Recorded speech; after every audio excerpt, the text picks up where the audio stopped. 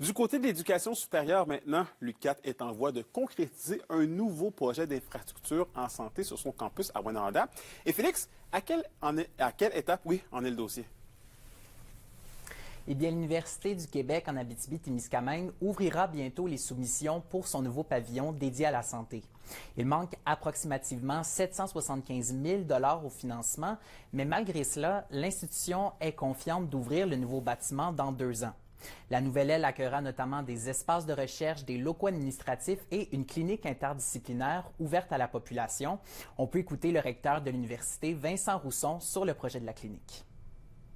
Au lieu de travailler en silo les enjeux de santé d'une population, en fait, on les prend de manière holistique, où on met l'ensemble des intervenants autour du patient plutôt que de le travailler en silo. Donc, ça va faire travailler nos équipes en santé, bien entendu, en psychoéducation, en art-thérapie, en travail social, avec les médecins, les infirmières. Bref, c'est une approche qu'on considère vraiment gagnante là, pour la population.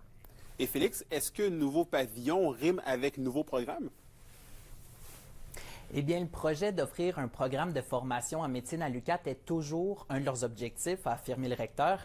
L'établissement révèle être une des institutions qui pousse activement pour la réalisation d'un tel programme au sein du réseau des universités du Québec, mais l'institution académique ne mise pas que sur la formation des médecins en région, puisqu'elle revendique une vision plus globale de la santé.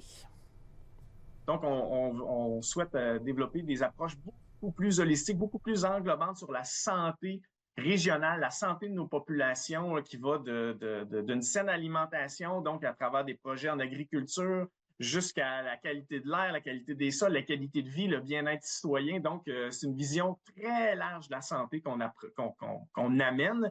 Et bien entendu, à l'intérieur de ça, il y aura des projets de développement de recherche, mais on souhaite aussi là, ouvrir la porte à des nouveaux programmes de formation. En terminant, Anthony, l'université affirme avoir d'autres projets d'infrastructure à plusieurs endroits sur le territoire témiscabitibien, alors que sa fondation est en campagne de financement et qu'elle est en attente de confirmation de fonds, notamment de la part de Québec. Un dossier à suivre. Merci beaucoup, Félix. Je vous en prie.